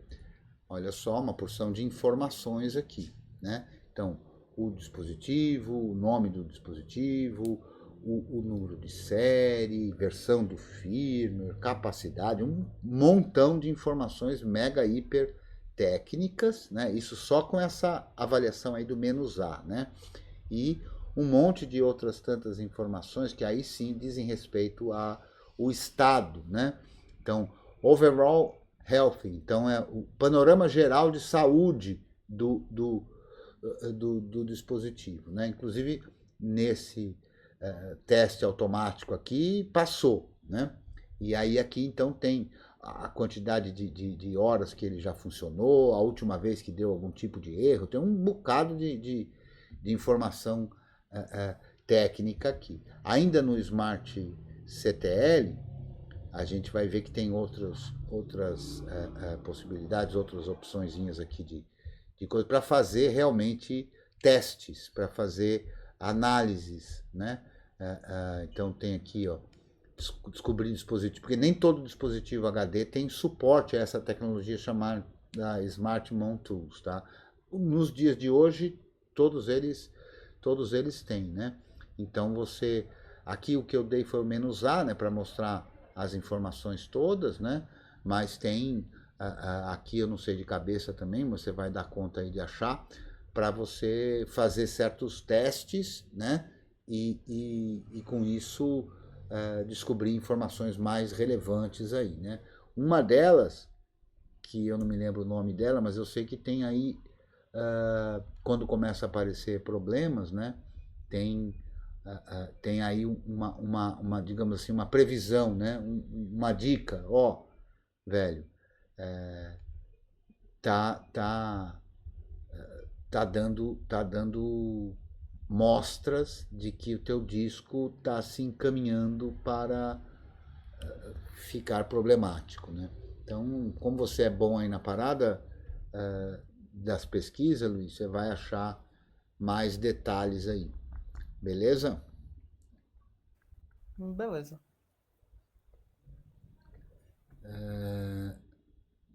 Realmente o Felipe deve estar frustrado com o microfone aí, que ele tinha um bocado de coisa para colaborar aí com esses assuntos aí, que o Felipe é daqueles, viu, André, que tem aí uma profundidade sobre certas coisas, porque aqui é assim, nem todo mundo, ou melhor, todo mundo se dedica a compreender de maneira mais profunda aquilo que se interessou mais, aquilo que a sua atividade profissional proporcionou mais interesse ou necessidade, né? Então, eu como administrador de sistema, cara, eu tenho muito pouco contato com essas ferramentas no sentido mais profundo. Por quê? Porque para o meu dia a dia de servidores, de cuidar de servidores, isso nunca foi necessário, né? E é por isso que eu não tenho conhecimento profundo sobre essas peculiaridades aí, né? Então, não é nenhum pecado, se você acredita em pecado, não é nenhum pecado não ter essas histórias aí todas com essa profundidade desejada. É por isso que a gente é um grupo aqui, né? E aí cada um teve o seu tempo de Adonai, só sei que nada sei, né? Como disse o filósofo, já há alguns poucos anos, né? Recentemente, não é, Adonai? É isso aí. E vamos lá para a próxima. Pode falar, Luiz. Você está muito formal hoje. Não precisa dessa formalidade, não. Pronto. Como é que funciona em servidores, no caso? Eu sei que, a depender da pessoa, vai configurar uma forma o backup. Uhum. Eu já ouvi algumas tiradoras falando a respeito do R-Sync.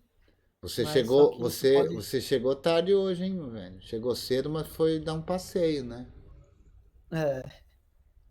E eu sei que o R5 pode gerar alguns problemas caso perca a conectividade com o lado que você está sincronizando. E existem outras formas de fazer backup Então, sei eu lá, disse que você chegou atrasado porque esse foi um dos nossos primeiros assuntos aqui, né? Então, eu não vou repetir, eu vou só comentar algo sobre o que você comentou e te convidar para você assistir depois a versão Tá bom. gravada da aula, né? O R5 tem algumas peculiaridades, né? Uma delas pelo menos do que eu lido, eu não vou garantir que isso é uma incapacidade dele, eu queria até que seja, né? Mas o R-Sync, e é por isso que ele é rápido, né? Ele se baseia nos metadados dos arquivos que estão sendo copiados, né? Então vamos supor que você, através do R-Sync, está fazendo lá uma sincronia e você está sincronizando um arquivo que tem 30 GB, né? E aí está copiando, ele já copiou 29 GB, né? Ele copiou 29 GB e você perde a conexão de alguma forma. Quando você rodar o R-Sync de novo, o R-Sync vai dar conta de sacar que esse arquivo não foi sincronizado, mas ele vai começar tudo outra vez, entendeu? Por quê? Porque a proposta dele do R-Sync não é a percepção do conteúdo do arquivo, porque isso exigiria o cálculo de um hash, por exemplo, né? Para saber que dois arquivos são iguais, eu precisaria calcular um hash, né? Então a proposta do R-Sync é com os metadados, né? Então se você começa um R-Sync e é interrompido no meio, o R-Sync vai refazer aquilo lá. Então ele dá conta de, sacando os metadados, né?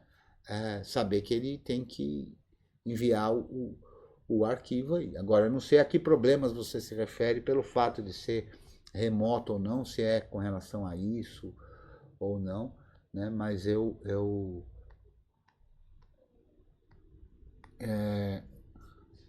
o Adonai está falando que um perigo tem a ver com a data de modificação indisponível ou sempre relativa à data de montagem. Não sei, eu não sei dizer não, cara. Eu sei que R-Sync me atende em muitas circunstâncias, né? Tanto aqui no nível pessoal, né? Dos meus backups aqui, como em vários servidores e como até, Alberto, no quesito do transplante lá, tá? Então, R-Sync tem me atendido bem, mas acho que, obviamente, vai depender do caso em questão, né? E é claro, se você usa uma ferramenta para uma atividade crítica, o backup dos meus dados não é uma atividade, por mais que sejam importantes para mim, a gente não poderia dizer que é uma atividade crítica, né? Uma coisa pessoal e tudo mais, né? Na hora que você vai implementar uma solução de backup para uma empresa, aí, para um cliente seu, aí você vai ter que analisar um pouco mais. E, portanto, se você escolheu que R-Sync é a solução que vai ser adequada, você vai ter que estudar mais sobre o R-Sync, procurar mais detalhes e ir atrás de mais informações, né? O Adonai tem uma outra dica lá, manda lá, Adonai. Ele está fazendo suspense aqui, ele escreveu aqui no chat. Outra dica, né? E agora veio a dica. Faça backups completos periodicamente. Exatamente, Adonai, concordo com essa sua dica aí, é muito importante mesmo, né? Porque por conta de economia de espaço, muita gente vai usando essa ideia de fazer backups incrementais e tudo mais, e não é muito legal não, é legal fazer backups completos com uma certa periodicidade aí. Aí o Luiz fala sobre R-Sync ou DD, são coisas completamente diferentes, né, Luiz? O R-Sync é uma ferramenta para fazer cópia de arquivos, né? Enquanto que o DD é uma ferramenta para fazer cópia de setores de disco, de arquivos ou de discos, mas é uma cópia, digamos assim, mais baixo nívelzão, né? Então, em boa parte dos casos, cada um atua numa circunstância diferente, né?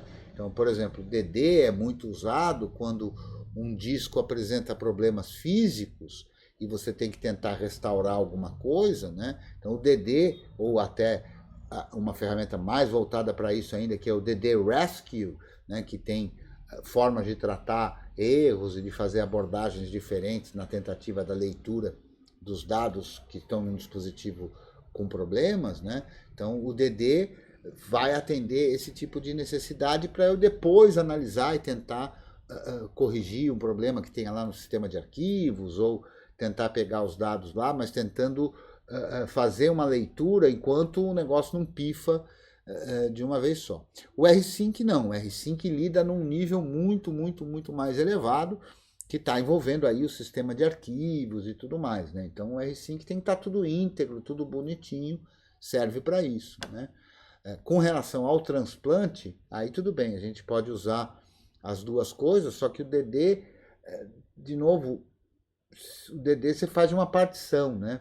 Porque o DD não tem condição de identificar o que é importante, o DD não tem condição de identificar quais são os setores, os blocos que são utilizados por um determinado arquivo. Então o DD você faz, se for o caso de fazer um backup de uma partição, o DD vai fazer o backup de toda a partição, então de todos os blocos de disco que compõem essa partição, independente deles conterem ou não conterem arquivos, né? Então depende muito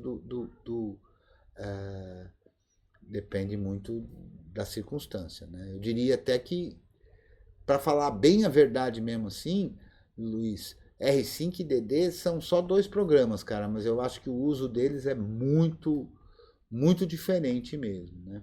Embora eu já cansei de ver, e aí tem ferramentas até para isso, né, que usam o DD para fazer o que seria o equivalente do transplante lá, que eu acho que não é nem um pouco adequado. Mas o DD é adequado se você precisa realmente copiar de maneira crua, né? Então, o que a gente poderia dizer é que o DD faz uma cópia crua, o mais próximo do dispositivo mesmo de armazenamento em questão, né?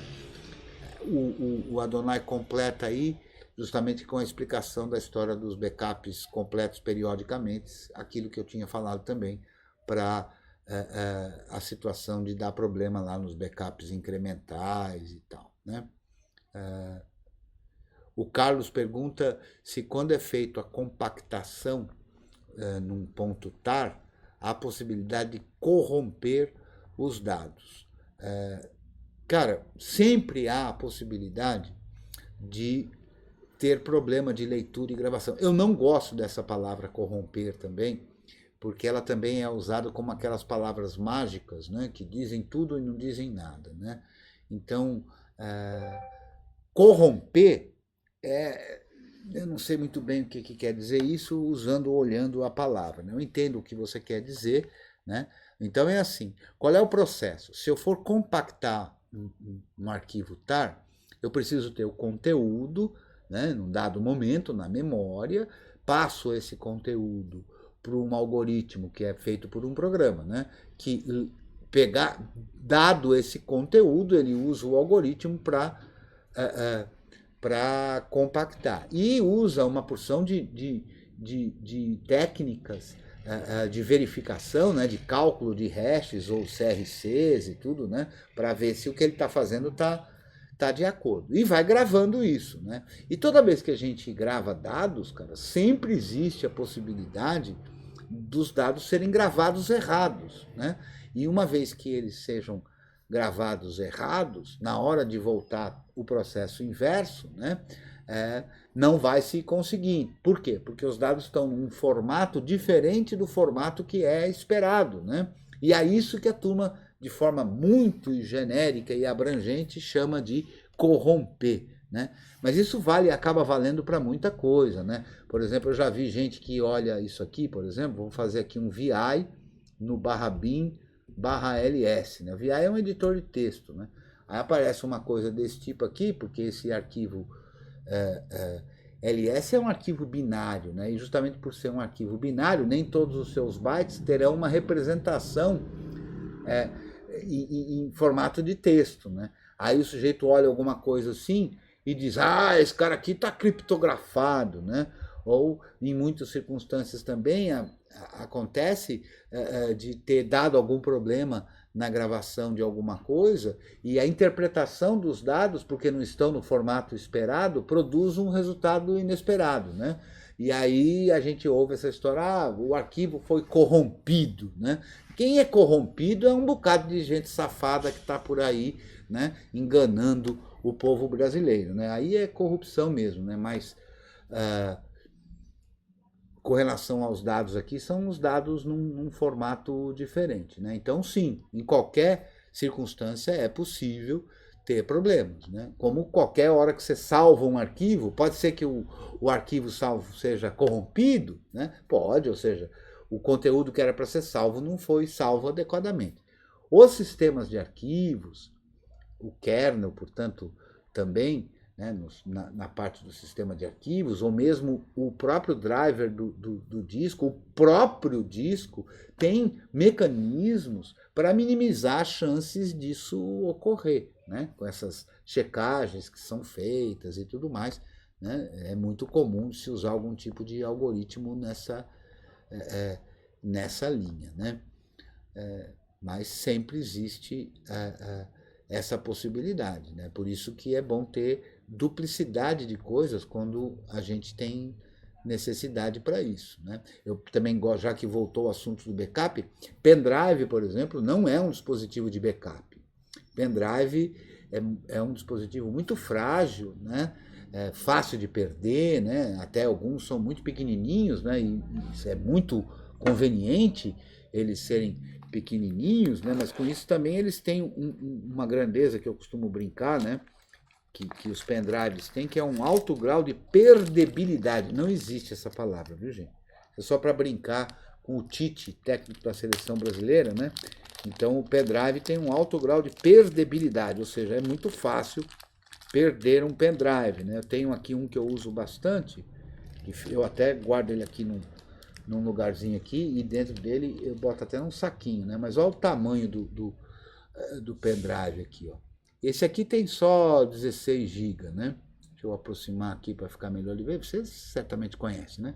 Esse aqui tem só 16 GB, mas tem uns até bem maiores com esse, em termos de espaço em megabytes, mas desse mesmo tamanho. Então, isso para perder isso é muito fácil, né? Então, pendrive não é dispositivo de backup. Pendrive é dispositivo de transporte. Então, o pendrive é muito útil para você levar uma informação de um lado para o outro, né? Inclusive, a gente costuma brincar que tem um protocolo de rede, né?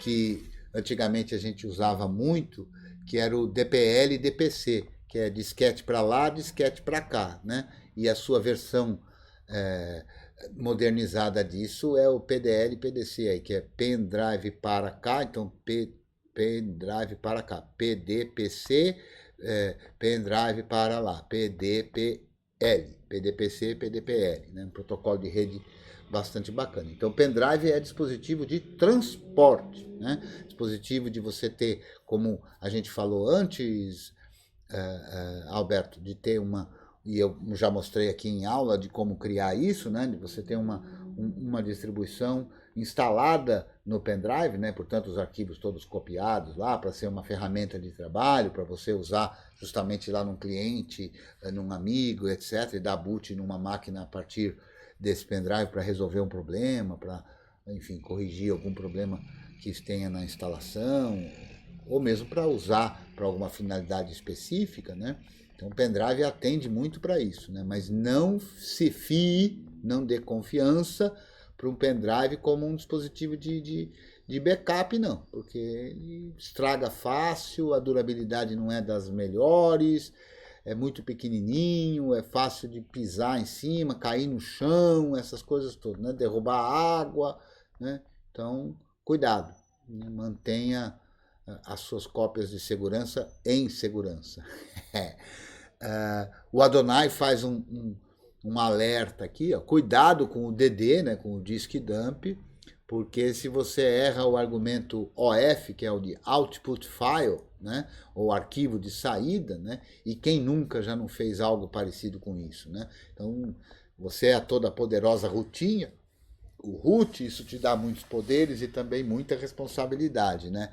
Então, eventualmente, você quer pegar uma imagem ISO que você acabou de baixar do Debian e copiar, despejá-la, né, que é o que faz o DD, no pendrive, e o seu pendrive é o SDC, né? E aí você é acostumado a fazer muitas vezes como SDB, né? E você esqueceu que você comprou um HD novo e agora o SDB é o teu HD, aí você manda lá um SDB, melou o teu HD e provavelmente vai perder muitos dados. Então, é bem prudente tomar um bocado de cuidado, né? Quem nunca já fez isso, eu não sei se o Adonai já fez, eu já fiz, né? E já resolvi também, na medida do possível, coisas por quem passou por isso, né? ou então em selecionar não o dispositivo, mas a partição e também cometer erros e problemas, né? Então é uma ferramenta que o DD é uma ferramenta muito boa, muito importante, muito bacana, muito poderosa, e com tudo isso a gente tem que ter os cuidados, porque ele lê as informações num nível mais próximo do hardware, né? Então talvez assim seja a ferramenta de leitura e gravação mais próxima do hardware que a gente tem. Quer dizer, ele lê e grava diretamente, né, do dispositivo. Eu vou até aproveitar então para, já que a gente já está chegando assim mais ou menos no nosso término aqui, eu vou aproveitar e mostrar aqui, eu vou fazer um DD em 2 lugares aqui. Eu vou fazer um DD no meu /dev /sda como arquivo de entrada, né? Então if igual a /dev /sda, o meu HD, o meu dispositivo de HD, e vou colocar aqui como OF, eu vou botar o nome de um arquivo, né? Então eu vou chamar esse arquivo de primeiro -mega, né?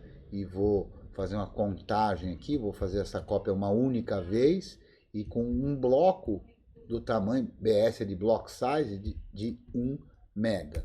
Então tá aqui, o que eu acabei de fazer foi que eu li diretamente os primeiros 1 mega do meu dispositivo e gravei num arquivo chamado primeiro mega. E vou rodar aqui, por exemplo, o XXD para poder olhar esse primeiro mega. Eu podia ter feito direto olhando o dispositivo, mas quis assim fazer para mostrar. E a gente vai ver que, ó, que os primeiros bytes do meu dispositivo é um bocado de zero aqui, ó. Inclusive os primeiros, bem no comecinho mesmo, tudo zerado, ó. E aí depois a gente já vê, ó, um monte de zero aqui. No entanto, deixa eu apagar esse primeiro mega aqui. No entanto, se eu vou acessar minha máquina virtual lá, ó, Clovis, e a gente vai ver aqui que esse disco aqui tem particionamento DOS, né? E eu vou fazer a mesma coisa aqui, só que aqui não vou nem usar o DD, vou usar o XXD direto, ó. XXD /dev /VDA, que aqui o dispositivo é virtual e o primeiro disco é o VDA, fazer um pipeless aqui, a gente vai ver os primeiros 1 mega também, ó, e a gente vai ver aqui que no comecinho do disco tem um monte de informações aqui. E o que são essas informações? São a MBR, né? Master Boot Record, né? E é aqui, inclusive, que vão estar a definição das partições, é aqui que vai estar o primeiro estágio do bootloader, inclusive a gente até consegue ver aqui, ó, Groove, né? Então, o DD, ele é uma ferramenta extraordinária porque a gente consegue acesso direto mesmo aos dispositivos e, portanto, tem acesso cru aos blocos de dados sem a abstração do que é um sistema de arquivos e a ideia do que é arquivo e tudo mais, né? Então, para o DD não existe a concepção do arquivo, né? É dado cru mesmo, né? Vamos ver se estamos aqui na iminência, né, não tem nem atualização aqui, estamos aqui na iminência, né, torcendo aqui, esperando, SOSUS, e eu então que uso o CID aqui, tá triste aqui o uso do CID, viu, porque o fluxo das atualizações em virtude do pré-lançamento aí, da proximidade com o lançamento, ó, apt update não atualiza nada, né, é uma dureza, né. Mas é isso aí. Tudo tranquilo? Mais alguma? Deixa eu ver quando é que o nosso tempo aqui, 1h43. Eu acho que eu vou encerrar. Lembrando que a gente encerra a gravação, mas não fecha a sala, né? Então, todos e todas podem permanecer aqui. A gente vai continuar conversando, enfim, vendo alguma coisa que seja de interesse aí do pessoal. Beleza? Então, vamos lá, vou lembrar de novo, né, que nos dias 14, 15 e 16 de agosto, dependendo do momento que você está assistindo aí, isso ainda não aconteceu, né, a gente vai ter a festa do lançamento da versão 11 do Debian, como versão estável, é o Bullseye Part, emendada com o Debian Day, né? Um evento organizado pela comunidade DebXP e pela comunidade aqui do curso GNU, que vai ocorrer na cidade fictícia Debianópolis, né? E para informações mais detalhadas das atividades, você pode encontrar aí nesse link, ou que estará também aqui na descrição dos vídeos. Eu espero que você participe, é aberto a todos, não precisa de inscrição, é só aparecer.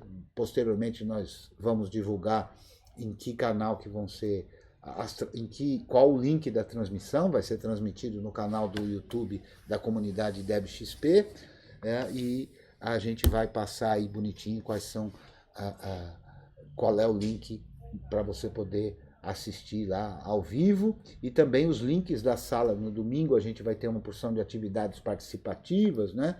Então a gente vai usar aí o Jitsi para atividades de laboratório, de solução de problemas e tudo mais. São todos bem-vindos a participar. Tá curtindo aqui as videoaulas, os tira dúvidas? Deixa aí o seu joinha se você quiser. Apoia compartilhando. Se você quiser fazer uma colaboração financeira, tem aí os QR Codes, ou também na descrição desse vídeo, e dizendo inclusive que agora, acessando lá o apoia-se/curso GNU, você também pode fazer uma contribuição regular pela campanha do Apoia-se. Eu espero que você tenha curtido esse nosso bate-papo, tira dúvidas, né? Dado risada com eu não saber responder uma ou outra pergunta de maneira mais profunda, mas dizer que você me encontra aí nas mídias por @Creteu, e que a gente tem aí nosso grupo de apoio no Telegram, que é o t.me/curso GNU, e que também estamos na rede Matrix com o mesmo nome, Curso GNU. Espero que você esteja curtindo, e a gente se vê aí numa próxima aula, laboratório e o que rolar. Um abraço e até lá.